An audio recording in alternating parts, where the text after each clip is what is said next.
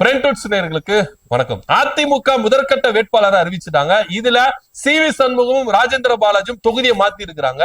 கடந்த தேர்தல்ல இதே சி.வி. சண்முகம் அவர்கள் விழுப்புரம் தொகுதியிலிருந்து தோத்தாரு. சோ இந்த தேர்தலில் மயிலம் தொகுதிக்கு மாறி இருக்கிறாரு. ராஜேந்திர பாலாஜி அவர்கள் ராஜபாளையம் தொகுதியிலிருந்து தோத்தாரு. இப்போ சிவகாசி தொகுதிக்கு மாறி இருக்காரு.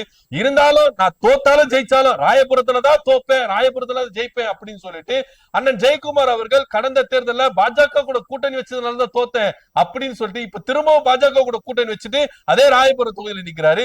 இதெல்லாம் போக நான் ஜெயிச்சு ஆட்சிக்கு வந்தேன்னா எல்லா ரேஷன் கார்டுக்கும் ஃப்ரிட்ஜ் ஃப்ரீ அப்படின்னு சொல்லிட்டு என்ன பண்ணிருக்காரு. ஃப்ரிட்ஜோட வராது. கடந்த தேர்தல வாஷிங் மிஷின் தரேன்னாரு, இந்த தடவை ஃப்ரிட்ஜ் தரேன் இருக்காரு.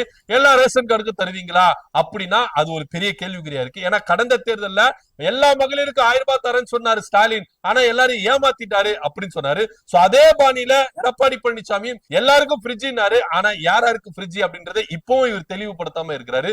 மத்தவங்க மேல குற்றம் சாட்டுறதுக்கு முன்னாடி நம்ம எப்படி நடந்துக்கிறோம் அப்படின்றது ரொம்ப முக்கியம். சோ அதனால யாராருக்கு எந்தெந்த ரேஷன் கார்டுக்கு ஃப்ரிட்ஜ் அப்படின்றத எடப்பாடி பழனிசாமி அவர்கள் ரொம்ப தெளிவா சொல்லிட்டா ரொம்ப நல்லா இருக்கும் அப்படின்னு தான் எல்லாரும் கேள்வி கேட்கிறாங்க. இதை பத்தியோட கருத்து என்ன அப்படின்னு கீழே கமெண்ட் பண்ணுங்க. நன்றி.